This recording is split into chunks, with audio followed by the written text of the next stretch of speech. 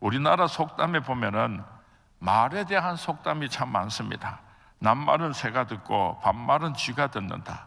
말 많은 집이 장맛도 쓰다. 말 많은 집안은 살림이 잘 안 된다.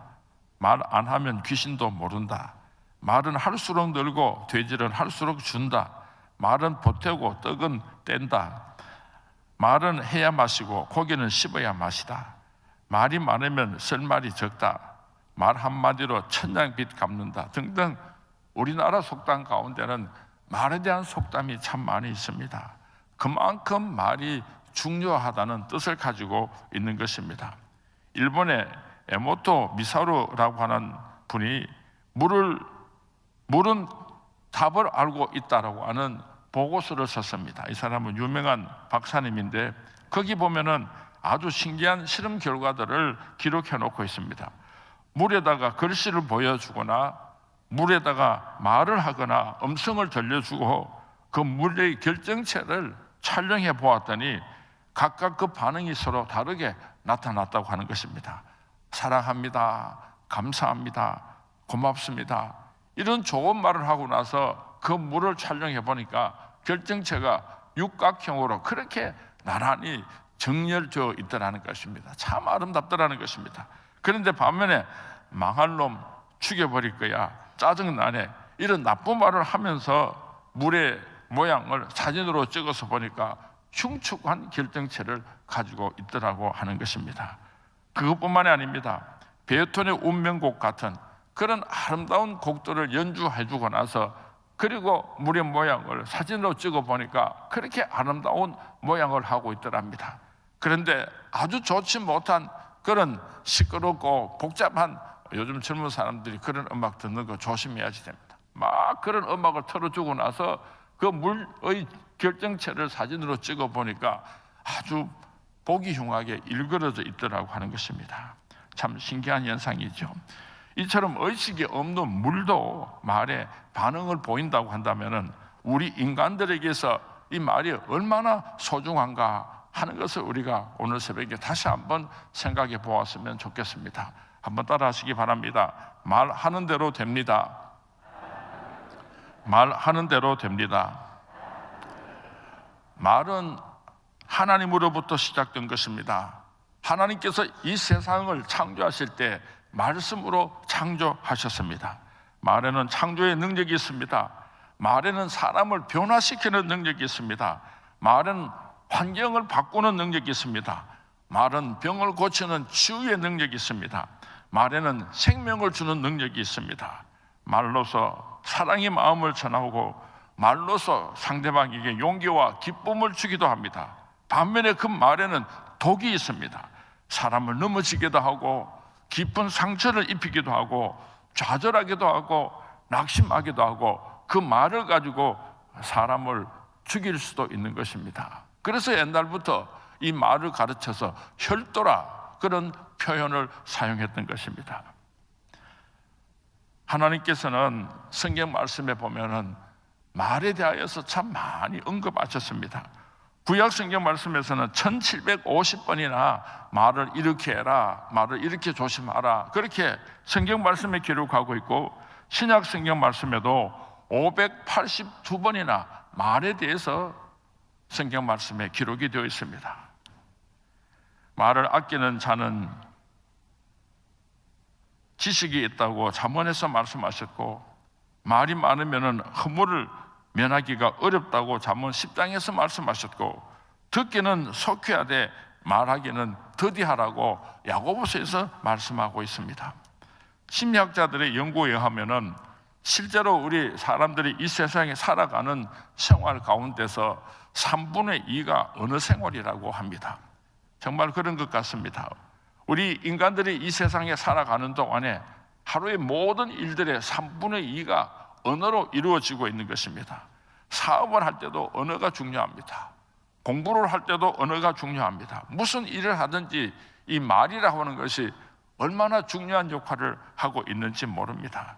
정리해서 말씀을 드리면은 언어 생활에서 승리하면은 인생에서 승리하고 언어 생활에서 실패를 하면은 인생에서 실패하는 것입니다.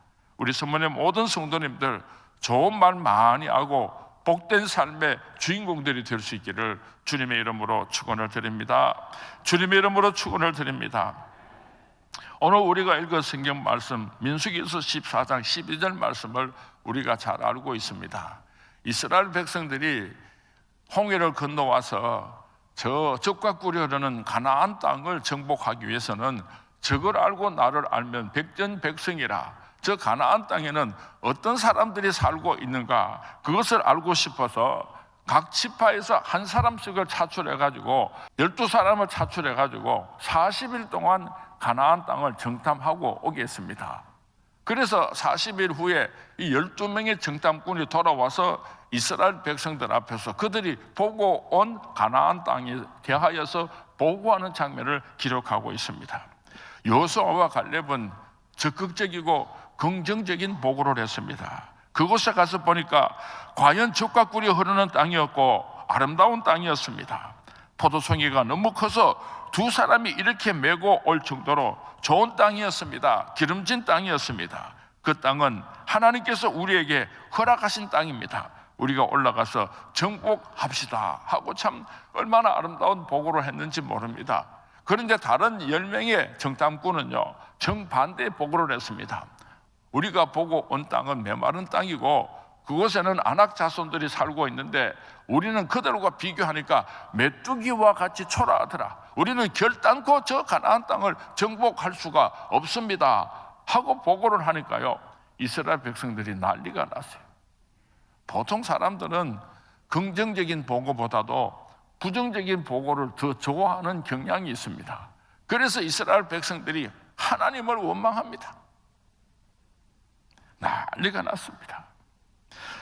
아론과 모세를 원망합니다. 밤새도록 원망하는 장면을 기록하고 있습니다. 우리가 애굽 땅에서나 광야에서 죽었으면 좋았을 것을 여호와가 어찌하여 우리를 그 땅으로 인도하여 칼에 망하게 하는고, 다시 애굽으로 돌아가자.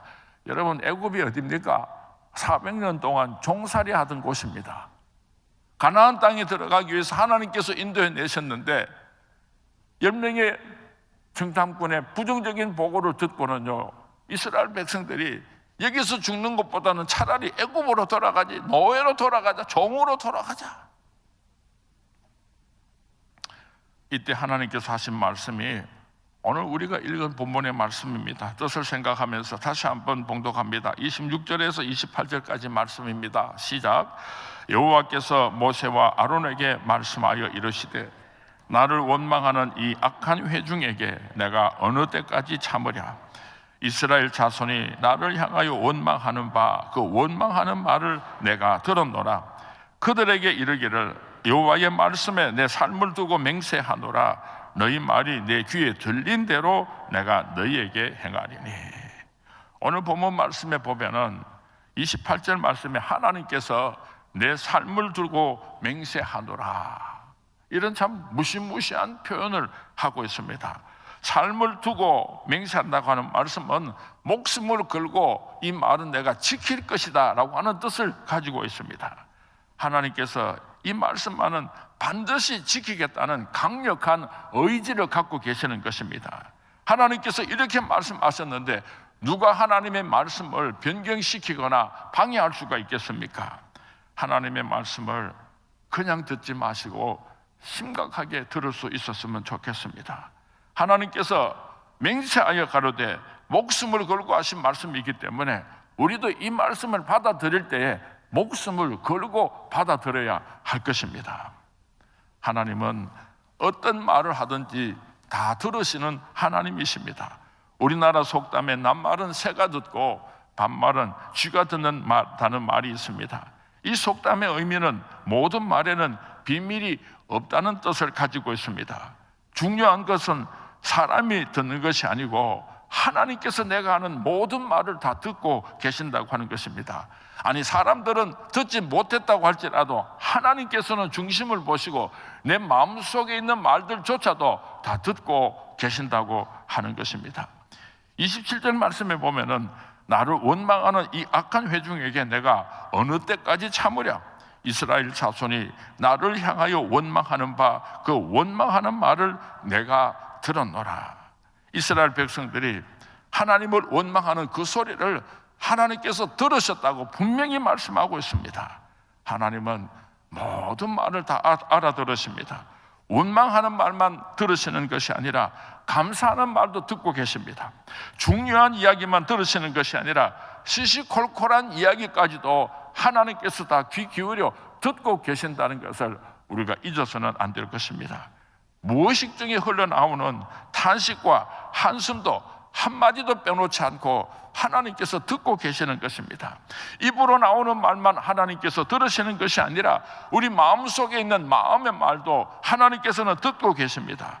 사람들은 듣지 못하여도 하나님은 듣고 계신다는 것을 우리가 늘 기억해야 할 것입니다. 하나님은 우리의 말을 다 들으실 뿐만 아니라 우리가 말하는 대로 그대로 이루어 주시는 분입니다. 듣기만 하시는 분이 아니라 듣는 대로 행하시는 분이라는 것을 우리가 잊어서는 안 될 것입니다.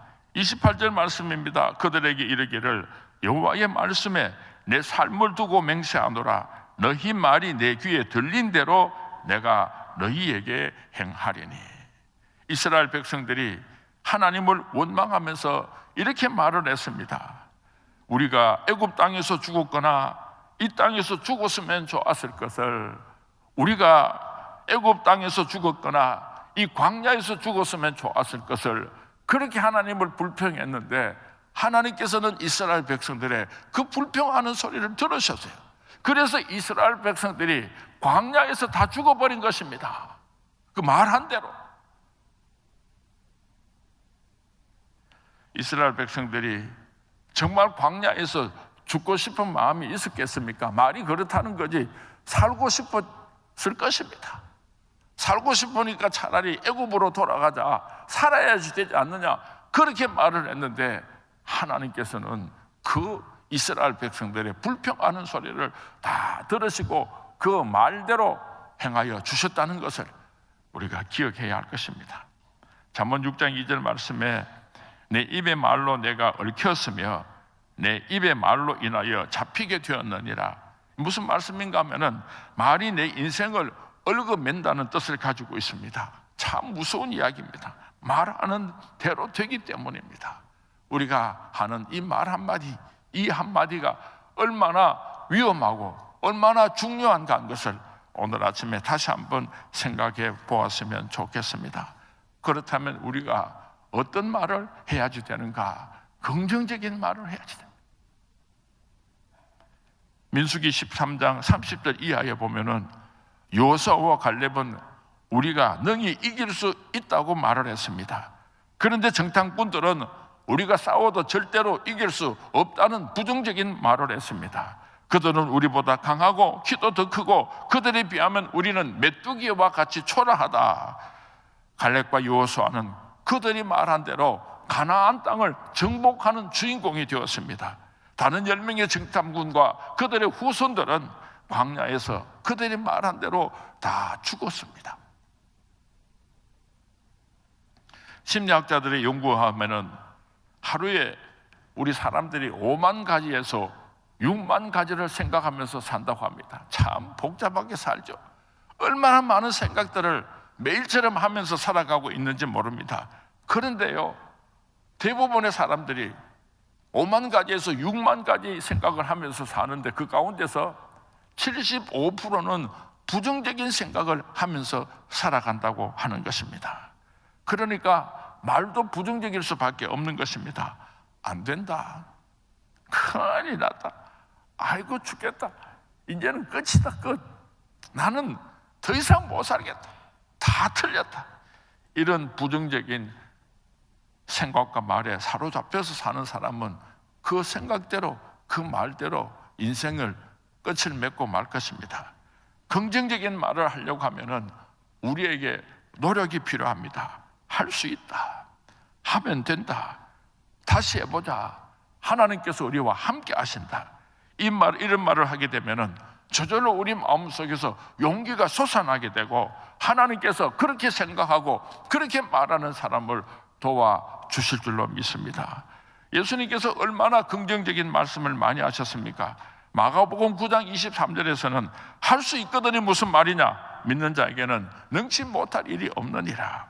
내가 진실로 진실로 너희에게 이르노니 누구든지 이 산 들어 바다에 던지우리라 하면 그 말하는 것이 이룰 줄 믿고 마음에 의심치 아니하면 그대로 되리라. 마가복음 11장 23절. 우리 예수님께서 얼마나 긍정적인 말씀을 많이 하셨습니까? 사도 바울도 긍정적인 말을 참 많이 했습니다. 내게 능력 주시는 자 안에서 내가 모든 것을 할 수 있느니라. 미국의 어떤 사업가가 여자 옷을 만들어서 그렇게 판매를 하는데, 특별히 이 사람은 덩치가 큰 뚱뚱한 사람들의 옷만을 전문적으로 만들어서 파는 사람이었습니다. 그렇게 정성껏 옷을 만들어서 백화점에 내어놓았는데 실패를 했어요.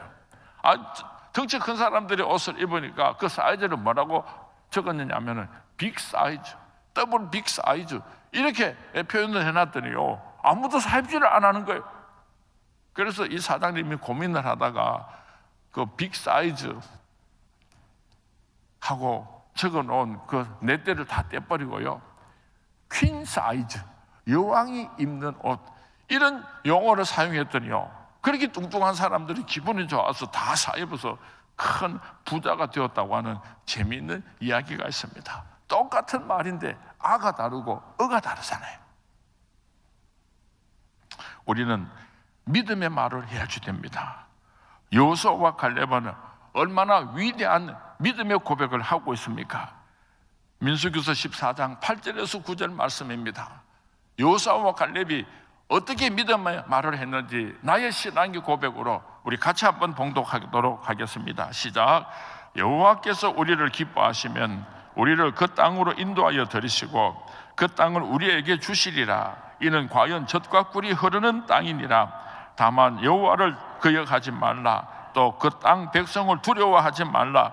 그들은 우리의 먹이라. 그들의 보호자는 그들에게서 떠났고 여호와는 우리와 함께 하시느니라. 참 말 한마디 한마디 하나님께서 들으실 때요, 얼마나 기분이 좋으시겠습니까?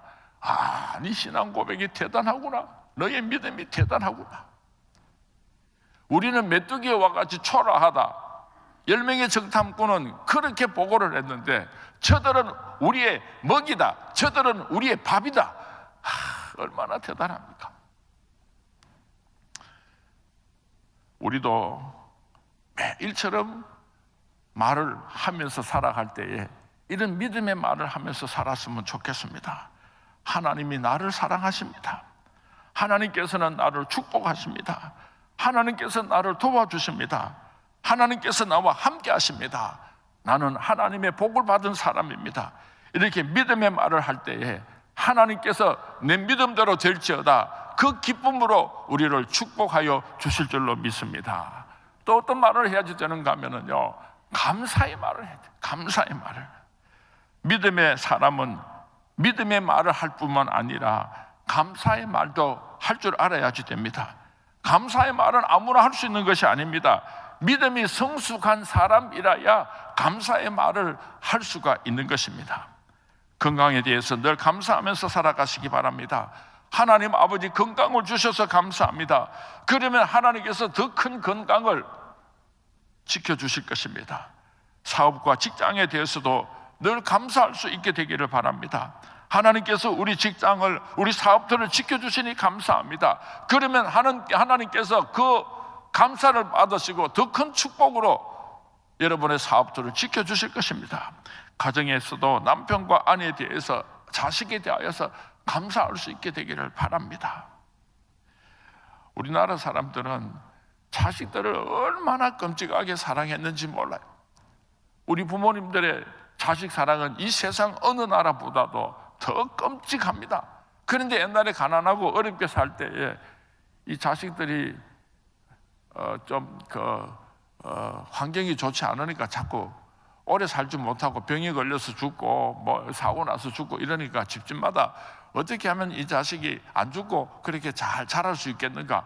우리 한국 사람들은요, 그래 마음에도 없이 욕을 하는 거야. 이놈의 자식, 이 망할 놈의 자식, 이 애물단지. 그렇게 하면 안 죽고 오래 산다고 생각을 해가지고 욕을 얻어 처먹으면 오래 산다고 그래서 습관적으로요 욕을 많이 하면서 그렇게 자식들을 키웠어요.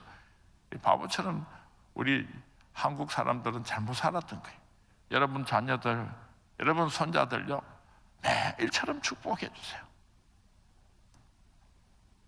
복된 말을 많이 해야지 됩니다. 하나님을 향해서는 찬양하는 말, 남들을 향해서는 축복과 칭찬을 하는 말을 많이 해야지 됩니다. 우리는 잠깐 누군가를 비난하고 좋지 않은 말을 하고 나서 돌아서면 아이고 내가 오늘 그 말을 하지 않았으면 좋았는데 하고 후회할 때가 참 많습니다. 그러나 때는 늦은 것입니다. 턱수발에는 깨어지고 만 것입니다. 우리가 무슨 말을 할 때 한 번쯤 더 생각했으면 좋겠어요. 아내하고 서로 다툼이 있어서 좋지 못한 말이 내 입술에서 막 나오려고 할 때요 한 번만 더 참아보면은 한 번만 더 참으면은 하루 종일 얼마나 행복하고 좋은지 몰라요. 참 내가 오늘 아침에 잘 참았다. 아니 이까지 막 목구멍까지 올라오는 거를 내가 좋은 말 해야지 하나님의 말씀이 생각이 나서 꾹 참았더니 아내의 마음에 상처를 주지 않고 남편의 마음에 아픔을 주지 않고 오늘 내가 참 잘 참았구나.